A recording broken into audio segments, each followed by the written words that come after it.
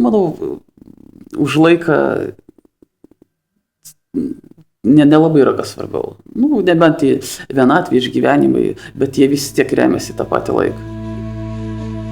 Kiekviena istorija tai bandymas išlikti, suprasti, išgyventi. Kalėjimo gyvenimas kiekvienoje tinklalaidėje. Patalpa maždaug, tegul būna 13 kvadratinių metrų, 14, jau čia maksimum. Ir ten yra 4-5 žmonės toj patalpoj. Toj patalpoj tai ir tualetas, ir drabužius išskalbęs džiovini, būni realiai 23 valandas per parą. 1 valandą leidžia išeiti, pakvėpuoti, kartu su kamera savo, grynu oru. Čia ant stogo pastato ten yra tokie kambariai. Įsivaizduok kambarį, bet nėra lubų, vietoj lubų matai dangų. Tai tiek gali pamatyti pasaulio. Kai daugiau žmonių, tikrai sunkiau, nes vienas rūko, kitas eina į tualetą, 3 žiūri filmą, 4 nori muziką paklausyti, 5 nori pasivaikščioti, vietos nėra. Ir nors mes stengiamės tolerantiški būti, bet vis tiek iškyla dėl tų konfliktai. Nes pasivaikščioti gali tik vienas žmogus. Ir tai ten metras, ne metras, 1,5 metro į priekį, 1,5 metro atgal. Tai jeigu kitas tai nori pasivaikščioti, kai yra 5 žmonės, tai turi valandą pavaikščioti, turi 4 valandas laukti, kad galėtum šiek tiek praeiti tą metrą. Jau nekalbu, jeigu nori išsiskalbti arba tiesiog pabūti vienas. Nes užsidengti gulto negalima, gausi nuobaudą. Kažkaip tai pabūti vienam. Tu pastoviai tai turi matyti visi. Tu negali pabūti vienas nei sekundai. Aš rankšluostį pakabinau ant lovos, tai man naktį surašė nuobaudą, kad kabėjo, nežinau, ar gausiu tą nuobaudą, pasiaiškinimą parašiau, kad rankšluostis kabėjo ant lovos gulto. Tas pats su skambučiais čia žymiai sunkiau. Vilniuje galima skambinti iki 9:30 vakaro. Čia tik iki 6:30. Bet čia dar ne didžiausia problema. Didžiausia problema yra, kad turi stuksenti duris ir laukti, kada atsilaisvins taksofonas. Ir kartais tai užima 2 valandas. Kartais, jeigu laisva, gali būti iškart, bet kaip kada. O problema yra tame, pavyzdžiui, jeigu skambinti ar advokatų, ar šeimai dirba, sako, mes galim kalbėti po 4 iki 5 valandų. O tave išveda paskambinti 3 arba 6. Ir tik vieną kartą galima išeiti, nes žmonių norinčių daug, tiesiog žmonės nespėja. Vilniui, pažiūrėjau, daugiau taksofonų, mažiau žmonių, tai ten tokios problemos nėra. Ten neprisiskambini, gali paprašytis vėliau, kažkaip tai jautiesi laisviau. Čia labai, mano, pažiūrėjau, tėvas dirba iki 4:30, tai man per savaitę ne kiekvieną dieną išeina paskambinti jam, tiesiog su juo pasikalbėti, nes dažniausiai išveda arba anksčiau, arba jau sako, šiandien nėra vietų. Čia yra tokia problema čia, bet šiuo metu, manau, neišspręsi jos. Tai manau, man tai yra viena iš didžiausių, nes man viena didžiausių problemų tai yra bendravimas. Aš jau galiu iškentėti tas sąlygas, tą maisto trūkumą ir tą kitką, bet to bendravimo tai tikrai trūksta. Dėl knygų, tai jo, bibliotekos ir ten tikrai fainos ir atneša tų knygų, bet ar įsivaizduojat, kaip sunku skaityti knygą, kai kažkas kalba, kažkas įsijungęs muziką, vaikšto, pastovi tave atitraukia nuo to skaitimo. Tu negali tiesiog paimti knygą ir ramiai paskaityti ir įsijausti ją, nes pastoviai vyksta kažkoks judesys. Čia kažkas panašaus, jeigu tu esi darželio grupėje, įsivaizduokit, ir ten vaikų pilna bėgioja ir tu ten turėtum visą dieną sėdėti. Kažkas tokio panašaus. Nes žmonėms irgi dėl sunkumo to vidinio, jie pradeda durniauti. Tai stuksenti, tai kažką tai prašyti, tai ten arbatą kaisti po 20 kartų, nors jos ir nereikia tiek. Tiesiog neturi ką veikti. O skaityti ar mokytis, neišeina. Neišeina. Tikrai tai yra sunku. Būtent čia. Galbūt man buvo lengviau mokytis Vilniui, dar dėl to, kad čia kol kas aš dar nevaikštau pas savanorius. Nes turėjau tarsi pareigą kažkokią. Ateina savanoriai, man užduoda kažkokius tus namų darbus Ir aš žinau, kad ateis po mėnesio ar ten po 2 savaičių ir aš turiu padaryti. Bet kada tu neturi jokio stimulo, pačiam prisiversti labai sunku kažką daryti. Dažniausiai tiesiog būni apatiškas viskam. Nes tokia aplinka, tai žmonės labai yra paveikiami tų aplinkų, kuriuose būna ir ne visada gali pasipriešinti joms. Ir dar žmonės aplinkui pykti. Ne visi. Yra tikrai gerų fainų, bet yra tikrai ir protiškai atsilikusių, ir linkusių žaloti kitus ir save. Gerai, kad dar šiek tiek būna pareigūnai sureguliuoja, kad nepataikytų, bet ne visada išeina.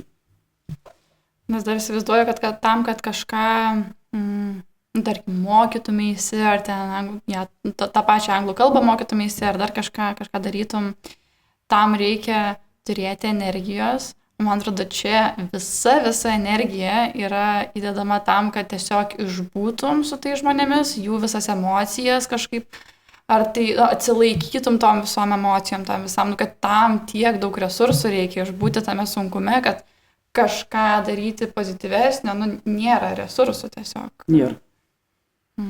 Atrodo, eičiau čia, sportuosiu ir taip toliau. Nėra taip čia lengva ir sportuoti, nes realiai, jeigu tu sportuoji, tu maišai kažkam kitam. Laukia būni tik valandą irgi maišai. Tai realiai netgi nėra, kada tu sportuoti. Išveda kartais į tą sporto salę, aišku, čia sporto salę negalima vadinti. Ten tiesiog patalpa, kur yra keletą mankštos įrenginių, jie išveda maždaug kartą į 2 savaitės po valandą. Tai čia tiesiog, ne sportas, gal tiesiog pajudėjimas, kad jau visiškai nesitrofuotų raumenis. Galbūt, jeigu tos kameros būtų 2 žmonėm ar vienam, tai jo, gal galėtum skirti sportui, kažkokiai veiklai. Tiesiog kalėjimai perkrauti, finansų šiuo atveju nelabai yra. Kiti žmonės mano, kad ir nereikia skirti, nors mano manimu tikrai reikėtų, jeigu gal būtų geresnės sąlygos, galbūt mažiau ir patektų į kalėjimą žmonės, nes jie išeina pikti. Čia labai daug pykčio. Kaupiasi tas pyktis. Iš to nusivylimo, to maisto ir gero gyvenimo nematymo žmonės pasiruošia daryti nusikaltimą, kad pavalgytų tą patį mėsos gabalą, kurio nematė 5 metus. Kaip atrodo tavo diena įprastai? Galiu papasakoti dienotvarkę, nes dienos čia yra vienodos. 6 ryto girdi skambutį, kaip mokykloje, jeigu mokytis mokykloje, girdi skambutį. Tai reiškia jau tai bus pusryčiai ir jau keltis reikia. Tai atsikelia, apsiprausia 6 ryto, pasiėmė pusryčius. Pusryčiai tai 5 šaukštai ryžio, arbata nesaldi, nors turėtų būti saldi. Ir mažas sūrio gabaliukas ir duonos 3 riekutės. Sviesto dar gabaliukas, margarino tiksliau. Pavalgai, arba nevalgai, bet tiesiog pasiėmė. Ir eini toliau miegoti iki 8, nes 8 būna patikrinimas.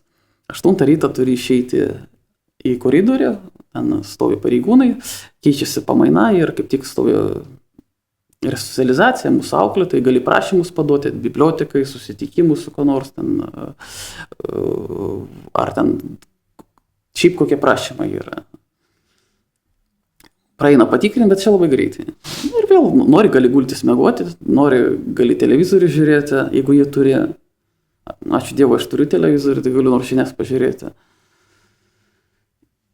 Ir kažkaip pratempi laiką iki 11:30, 11:30 būna pietus. Papietauja, irgi neįtin skaniai. Maža to, kad neskaniai, tai dar nedaug. Toliau pavalgom pietus ir laukiam vakarienės. Arba dar būna pasivaikščiojimas. Pasivaikščiojimai būna skirtingai. 8 ryto, 9:30 ir 9:30. Ir keičiasi tai pastoviai. 8 ryto dažniausiai nieks neeinam, nes per anksta, o 9:30 ir 9:30 tai tikrai einam pasivaikščioti, nors tą valandą pabūti lauke, nors koks ten laukas. Nedidelis kambarys ant stogo, kuriame nėra lūpų. Ir 4 nepavaikščiosi, nes per mažai vietos, tai jeigu 3 vaikšto, 4 turi stovėti jau. Tai, bet vis tiek laukas, vis tiek pabūni laukia, pasikeičia šiek tiek atmosfera. Tai jeigu po pietų nueisi pasivaikščioti, gali netgi ant saulės papulti, kur nors kampe, netgi pasideginti tą valandykę. Vėliau 4:30 būna vakarienė, irgi neįtin skani. Ir vėliau 10 valandą skambutis, kad laikas miegoti. Aišku, jeigu televizorių turi, dar gali pažiūrėti kokią valandą, pusę valandos ten leidžia pareigūnai. Ir taip kiekvieną dieną tas pats per tą patį. Dažniausiai nuo tos rutinos pas žmonės apatija užeina, kai jie nenori nei televizorių žiūrėti, nei skaityti, nei sportuoti. Taip atrodo iš šono, kad žmonės galvoja, atsisėsčiau, mokyčiausi anglų kalbą, ten atlikčiau, bet realiai nesinori, nes vietos mažai, žmonių daug ir pradeda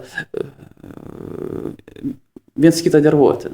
Įsivaizduokit, jūs su vyru uždarytų, netgi jeigu šeima ten kokia nors mažam kambarėlį savaitai. Įsivaizduokit, kad jūs 5 tam mažam kambarėlį ir pastoviai esat kartu.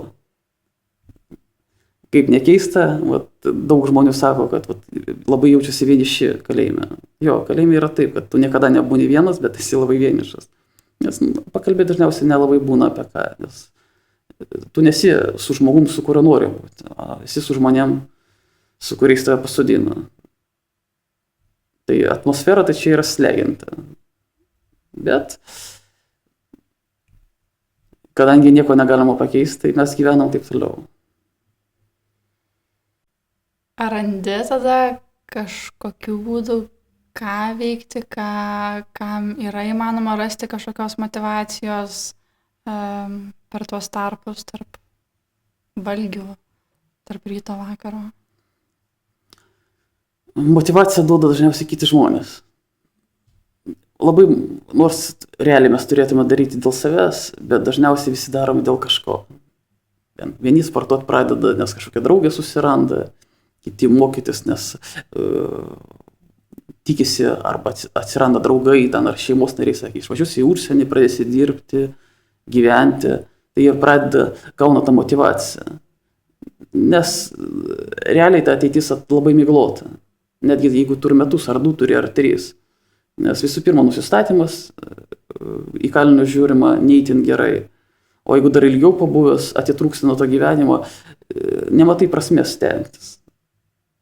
Ypač kai aplinkui matai tą slegiančią atmosferą. Kai girdėt, vienas pasikarė, kitas numirė, arba į tavo kamerą ateina žmogus, kuriam liko gyventi geriausiu atveju 0,5 metų.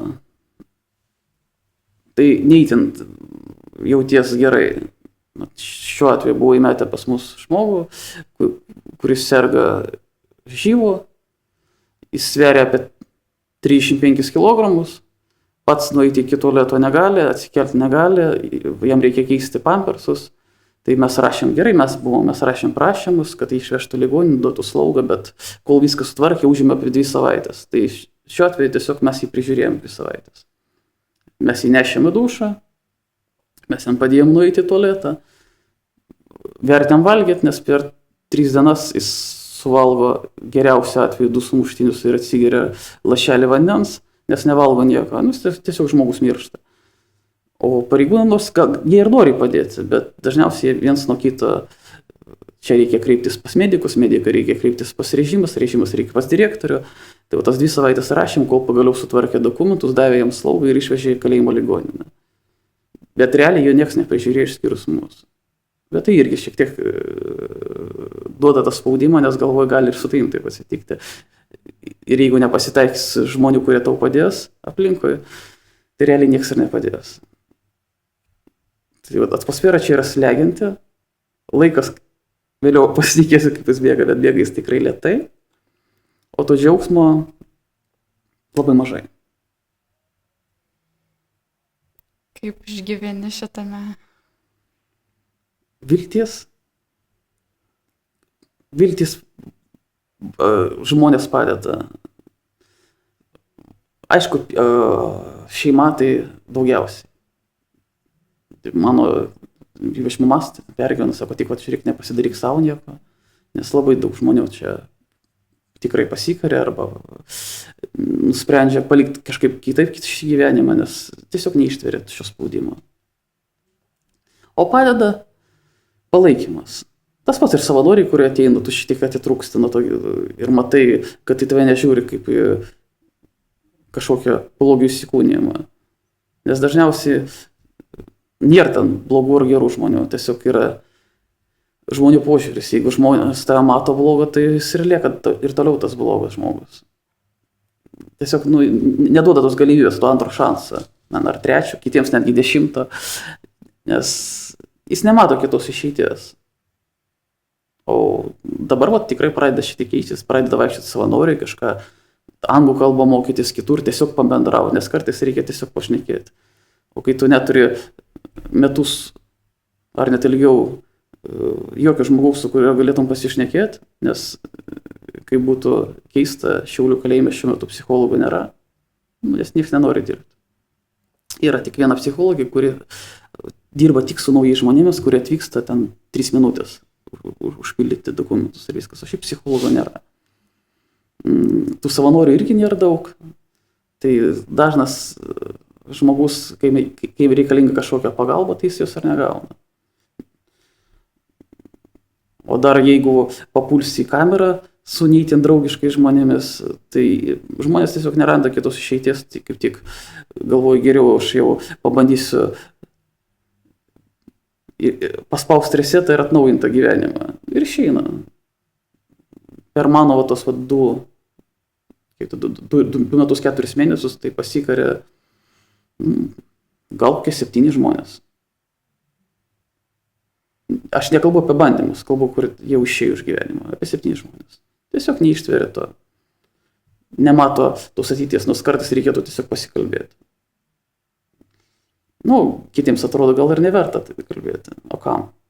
Kažkas padarė, kažko blogo, gal ir gerai. Bet čia požiūrį reikalas.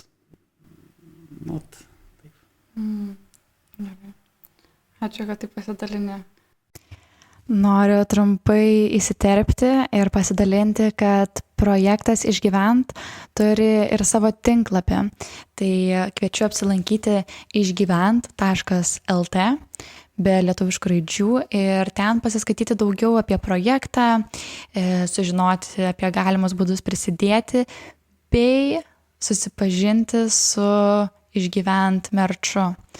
Tai galima įsigyti marškinėlių ir džemperių su kalinčių žmonių kurtais dizainais.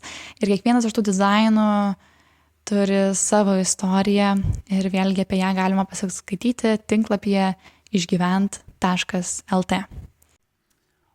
Kad laikas nėra vienodas, tai manau sutiks visi, nes dažniausiai visiems, kai kažkas įdomaus kažkur vyksta, laikas bėga labai greitai. Kai kažko laukia, laikas sustoja. O tai įsivaizduokit, jūs laukiat kažko, tai tuoj turi prasidėti ir 5 minutės tos. O čia taip eina metai, 2, 10 metų. Kaip kažko laukiat, tiesiog sustoja. Ir tas laikas yra, kas baisiausia, beprasmis. Kaip tik nesenai skaičiau knygą, Alberas Camus rašė, kad verta paaukoti kažką, kad neprarasti visko. Verta padirbti 6-8 valandas, kad nemirtum nuo bado. O čia žmonės aukoja 10-metį, bet nemato prasmės tame. Aš suprantu, daug žmonių dabar sakys, tai jis padarė nusikaltimą, dabar turi kentėti. Bet kame to prasmė? Jis atkenčia, išeina, vėl padaro nusikaltimą, vėl atkenčia. Nėra tos šviesaus rytojaus. Gal kažkaip tai reikėtų kažką keisti, kad žmonės nenorėtų patekti čia daugiau. Tai, kad čia bus baisesnės sąlygos, atvirkščiai padaro žmogų baisesnį. Mano atveju laikas iš visų stojęs. Dažniausiai tiesiog vegetuoja. Taip, aš įsijungiu tą televizorių, bet dažnai nežiūriu. Kartais papaišau, kartais paskaitau, bandau kažkaip tai pasimokyti, nors realiai tam randė pusvalandį, valandą, nes tiesiog priverti save. Turi vis versti save kažką daryti. Nes nematai prasmės. O kam? Ateitis taip, jinai kažkada bus, bet jinai tokia miglota ir tokia tolima, o visi norim gyventi šiandien. Visi šiandien gyvenam. O čia kažkada ir dar galbūt. Tai kartais ta diena, aš kažkada tau sakiau, tai dabar pasikartosiu. Čia diena eina labai ilgai, bet mėnesiai, metai atrodo greitai. Nes tos dienos vienodai, aš neturiu ką papasakoti. Kaip tu sakai, papasakoti dieną. Tos dienos tas pačios. Tas pats per tą patį. Tai diena eina labai labai ilgai. Bet mėnesis, čia aš esu jau virš mėnesio. Tai atrodo greit prabėga. Nes papasakoti neturiu ką. Maistas tuo pačiu laiku, kėlimasis tuo pačiu, dienotvarkė to patie. Žmonės, kartais pasikeičia, kartais tie patys. Nėra ką papasakoti. Jokių įvykių.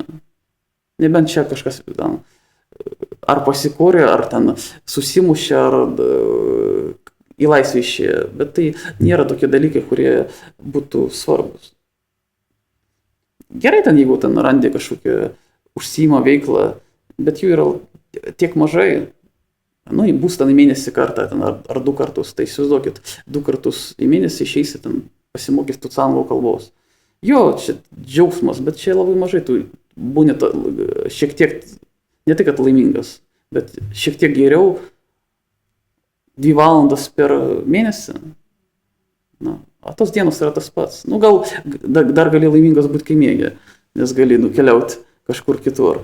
Ar įsijungti ausinės ir pasvajoti apie kažkokį gyvenimą. Kitokį, ar kad esi kitoje vietoje. Bet po to atsimerki ir vėl ta pati realybė. Ir vėl tas pats. Apie ką svajoji? Kaip gali, kaip pavyksta? Apie gyvenimą dažniausiai. Kitokį gyvenimą. Šiuo metu aš svajoju tiesiog apie teisingumą. Bet ir apie kitokį gyvenimą. Kaip norėčiau gyventi. Turi gyvenime prioritetus visai kitus. Turi laiko apmastyti. Kas yra svarbu, kas ne.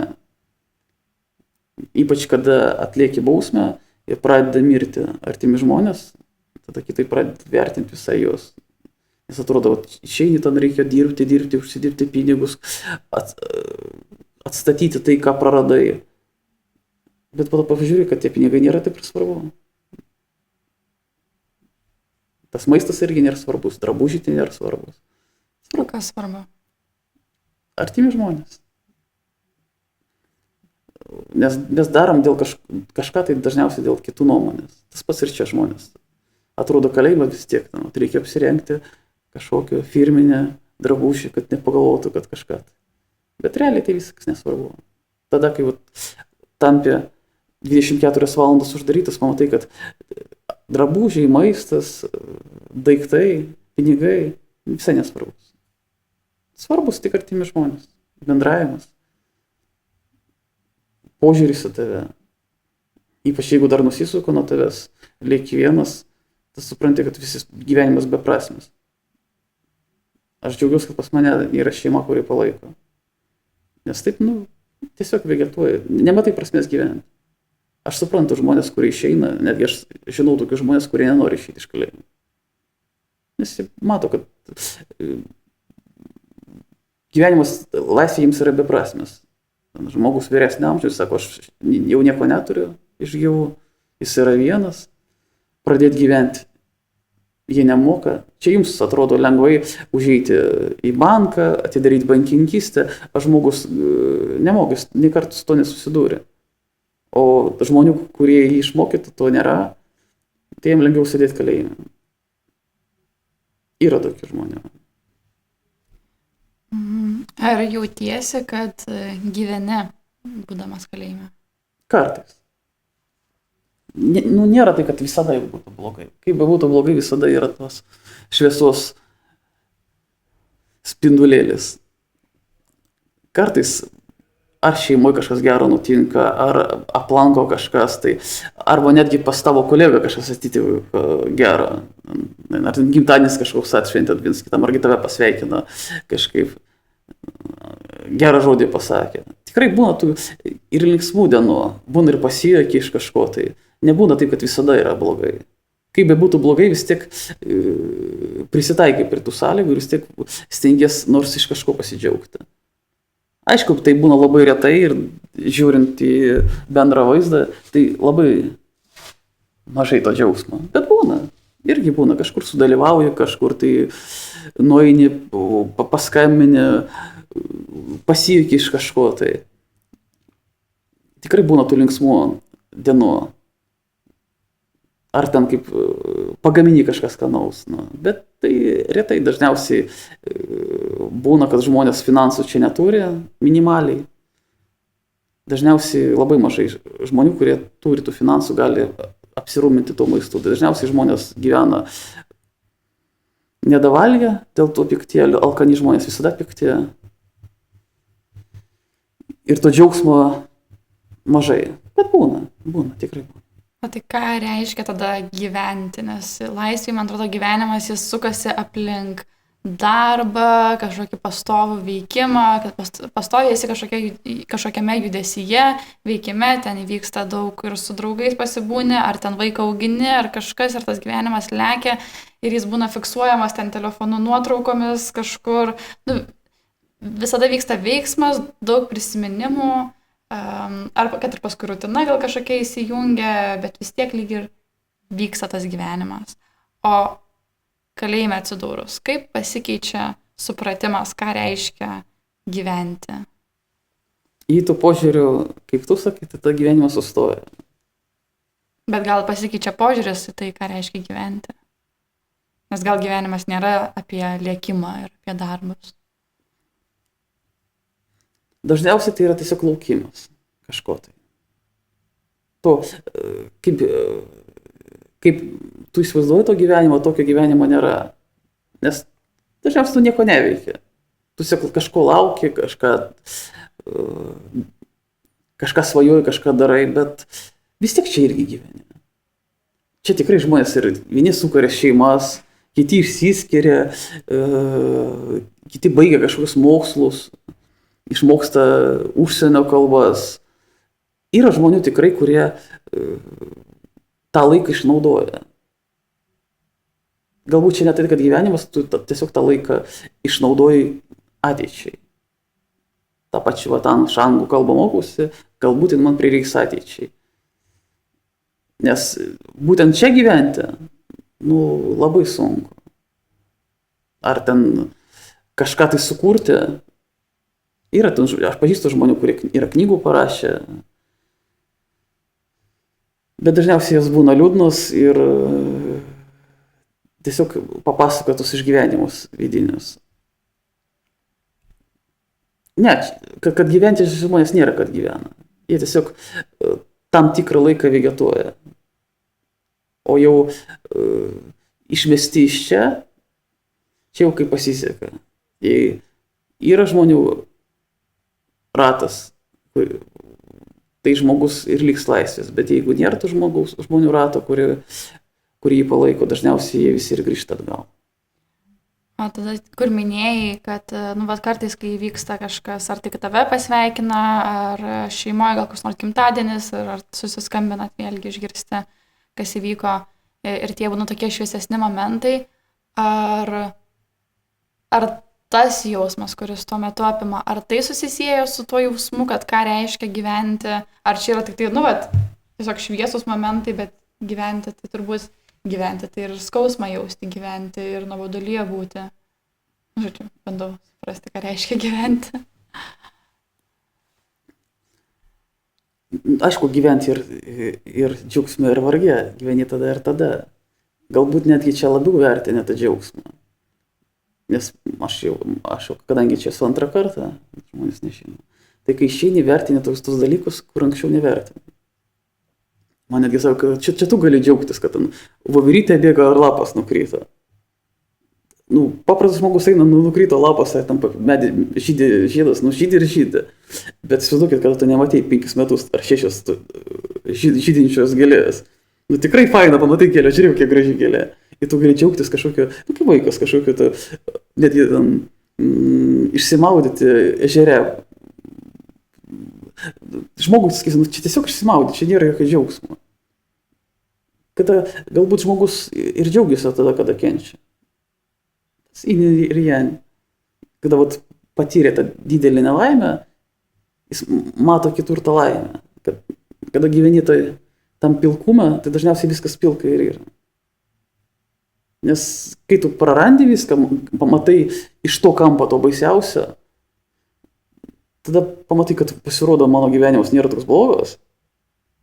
Nes dažniausiai, kai laisvėje gyveni, galvoju, tai kas net yra telefonas, yra mašina, turi draugę ar draugą vyrą, pažiūrėk, kai važinėja į užsienį, turi naujausią mašiną pas mane ten 10 metų ir nėra šito džiaugsmo.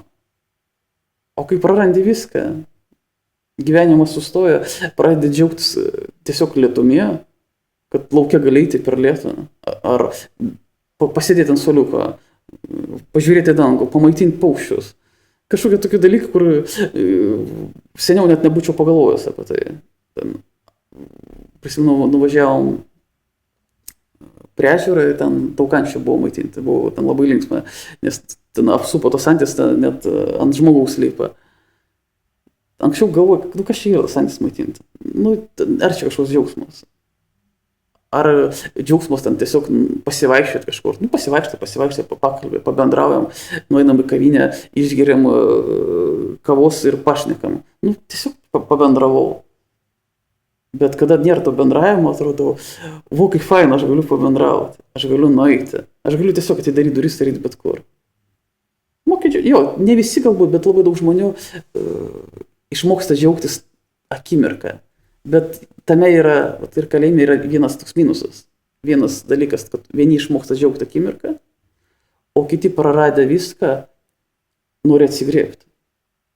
Ir jis jau tiek kentėjo, tiek visko patyrė, kad jis galvoja, eisiu jau ant tų nusikaltimo dar kartą, kad nors šiek tiek atsigriebti. Kalėjime yra taip, jeigu tu atsisėdai 20, išėjai 30, tai tau nėra 30. Tu dar mintise esi tas 20 metais, arba 30 atsisėdai 40. Laikas sustoja. Ir tu nori tos metus, 2 ar 10 atsigriebti, ką tu praradai. Ir dažnai žmonės atsigriebdami eina atgal į kriminalą. Kiti, aišku, yra daug žmonių, kurie ir nepatenka ir tikrai džiaugiasi tuo gyvenimu. Bet išėjus irgi nėra taip lengva. Kai visi galvoja, išėjai iš kalėjimo. Visų pirma, požiūris kitų žmonių, darbą irgi, nors kaip atrodytų, kad lengva susiras, bet nėra taip. Turi slėpti savo praeitį, ar tą pačią šeimą sukurti, turi kažką tai viską pradėti iš naujo, bet pastovi tas bagažas maišo. Tai bausmė išėjus nesibaigia. Bausmė dar lieka ir laisvė, nes tau primena. Bet tau pastoviai primena, kad kas tu esi. Dėl to, kad žmonėms kartais lengviau bendrauti su kaliniais, nei su žmonėms iš laisvės. Nes jie nejaučia to kažkokio smerkimo, ar kiti baimę jaučia kaliniams, ar dar kažkokį jausmą. Kai susideda daug kalinių, dar plus tas nuovargis nuo to gyvenimo, ir eina atgal tas kriminalas. Bet to pažinčių mes turim čia, susirandam, čia geriausia mokykla, išmokstam, kaip naudotis. Ir toliau vyksta tas ratu, tas pats ratas. Tai be žmonių įsikišimo tas ratas nenutrūks niekada. Dar galvoju, ar kaip paminėjai ir kažkokį prisiminimą, kaip tas antis maitinai, bet kartu esi jau paminėjęs, kaip kartais tiesiog norisi atsigulti ir pradėti svajoti apie kažkokį gyvenimą, kokį galėtum turėti. Tai kur dažniau mintis nueina, ar į prisiminimus, ar į svajonės?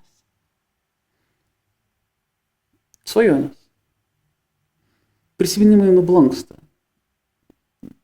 Aišku, yra gerai atsimeni, irgi taip, kas nuo kartą, bet prisiminimai nublanksta ir prisiminimai kartais suteikia, nors jie yra džiaugsmingi, bet suteikia liūdesį, nes tu vis tiek esi čia.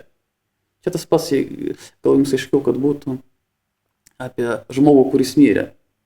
Taip, ten su juo buvo linksma, bet jo nebėra. Ir atrodo tie linksmi atsiminimai, bet jie yra liūdni. O tik svajonės gali suteikti džiaugsmą, nes tu gali svajoti, bus. Svajoti. manau, vienintelį dalyką, kurį negali iš mūsų atimti. Viltį ir svajonę. Nes gali atimti viską, viltį ir svajonę ne. Bet jeigu jau dingsta šitas, dažniausiai jau žmonės jau nebegyvena. Jeigu vilties nėra, viskas jau. Dažniausiai tik laiko klausimas, kada žmogus pasikars. Dažniausiai pasikaria čia. Žmonės klauso, tai tikrai gal padės vertinti tą gyvenimą kitaip. Kiti žmonės ateina, kad kam savanoriauti. Į daug savanorių, kurie bendrauja po to, kurie ateina, sako, aš pati arba aš pats savo gyvenimą kitaip pradėjau vertinti. Nes atrodo, iš šono mes dažniausiai kažkodėl žiūrime į tuos socialinius tinklus pačius geriausius. Ir net nežinom, ar jiems tikrai yra gerai, bet mums taip nėra. Ir nevertinam kažkokius smulkmenų, tokių, kur realiai neša džiaugsmą. Galbūt vertėtų pamatyti visą pasaulį iš visų pusių. Tada kitaip pradėt, kaip sakai, vertinę. Tiesiog nueiti į mišką pasivaikščioti. Atrodo tokia smulkmena. Ypač su tokiais draugais prie ežero. Atrodo, kas čia yra, ten milijonus kartų buvau, taip toliau, bet tiesiog jeigu atimti tai. Sakyti, tu daugiau niekada negalėsi susitikti su draugais, prie ežero nuvažiuoti, ten šašlykus pasėdėti, išsimaudyti. Ir tau atrodys, tai kaip čia taip gali būti? Kaip čia taip gali būti, aš niekada negalėsiu nuvažiuoti. Arba po 10 metų tai galėsiu nuvažiuoti. Aš nekalbu, kad kalėjimą uždarys. Tiesiog vieno dalyko neleisti. Jau tau pradės to nerealiai trūkti, nes nežinai, ko atėma, to ir trūksta. Nors prieš tai gal tu dėl labai prie to ežero norėjai važiuoti. Ir ten nebuvo tas ežeras labai svarbus, metus ten 2 kartus nuvažiuoju. Bet sakysi, 10 metų jie daugiau negalima bus važiuoti prie ežero su draugais. Po 10 metų galėsi.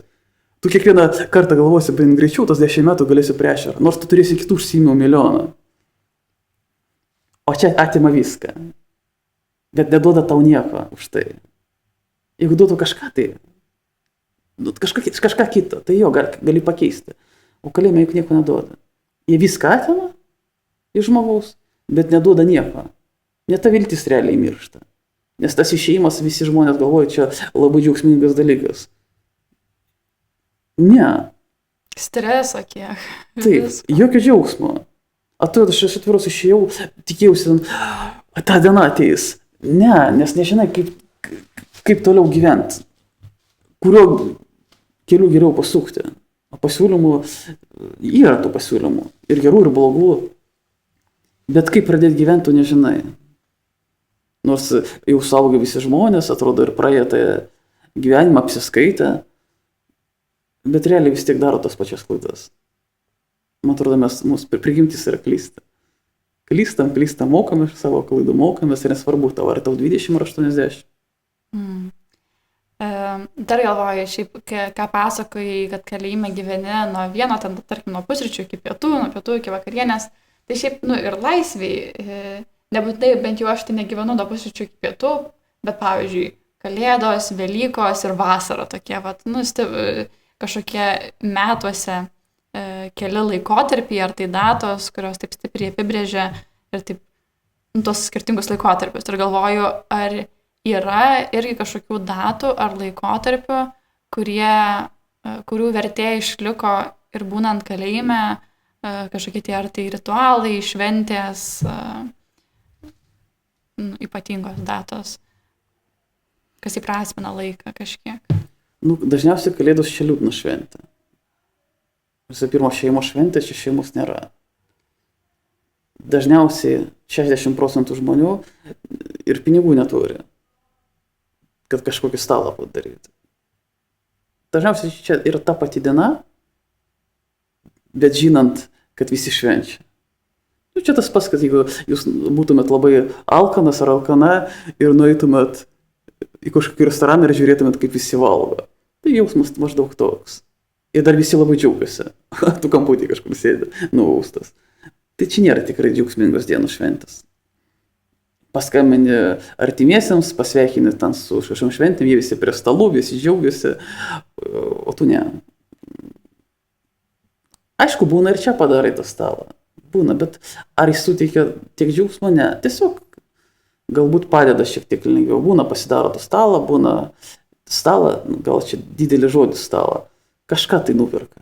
Jo. Ir šiek tiek paįvairina tą gyvenimą. Bandom, tikrai ten bandom kažkaip tai paįvairinti, viens kitam padėti, jeigu matai ten palūžta žmogus padėti, nes kurie ypač ilgiau sėdi, mato, kad be palaikymo žmogus dažniausiai palūžta. Bet yra ir kitas kontingentas žmonių, kurie atvirkščiai gauna malonumą žemindami kitus arba suteikdami tą skausmą. Tai čia vat, kaip pasiseks, su kuo sėdėsi ir kur būsi. Nes įvairių žmonės yra.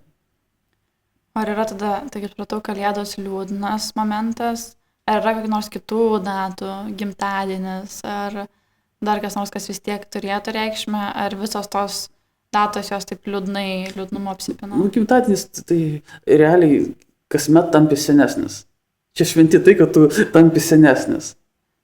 Nu, laisvė jo, tai kažkoks džiaugsmas, dovanas gauni. Čia realiai dovanų negauni. Tiesiog ateina diena, kai kažkas paspaudžia ranką ir sako, Ieva, su gimtadieniu tave. Tu sakai, ačiū. Nu ir viskas, va tau visą šventę. Jeigu tau atsiuntė tų pinigų, dar nupirksi kokių saldainių kilogramą, padarysi arbatos kavos. Nu, bet argi čia atneša tą džiaugsmą? Nu ne, neatneša. Gal Kalėdos ar kažkokie filmai per televizorių, įsijungi ten ir nukeliauji į tą pusiau svajonių pasaulį, ten visi šventė ir tam kažkaip su to filmu kartu ir eina tavo tą atmosferą. Tai galbūt. Bet taip tai ne. Viskas tas pats. Juk nėra taip, kad čia Kalėdos ir gausi ne makaronus, o gausi kotletą. Gauni tos pačius makaronus. Joks pareigūnas tavęs nepasakys, neteisins ir sakys, su Kalėdom jūs ir ten imkit saldainį. Ne, nu taip nebus. Nieko nesikeičia. Ar šią dieną, ar rytoj, ar poryt tas pats. Galbūt ten, jeigu kažkokius savanorius, ten kažkur tai ateis atvirutę padovanos kokią. Tai jo, galbūt. Bet taip realiai tai ne. Viskas tas pats. Viskas tas pats per tą patį. Esmė, netgi žmonės neturi kam skambinti. Arba turi kam skambinti, bet neturi tam pinigų. Tai netgi šiuo atveju, dabar, kur aš atlieku bausmę, ten yra jaunuoliai, tai neturi pinigų. Jie turi kam skambinti, jie turi pinigų. Tai vienam nupirki už eurą tą papildymą, kitam už eurą. Jau pats atsisakai kažko tai. Nu, bet visiems taip nepadės ir taip padėti minimaliai. A kas tas euras? 15 minučių. 15 minučių pokalbio, labas, kaip sekasi, tas ir baigėsi. Ir nėra tų 15 minučių. Atrodo 20 minučių dieną. Realiai 20 minučių yra labai mažai, nes pradžioje būna tie patys klausimai.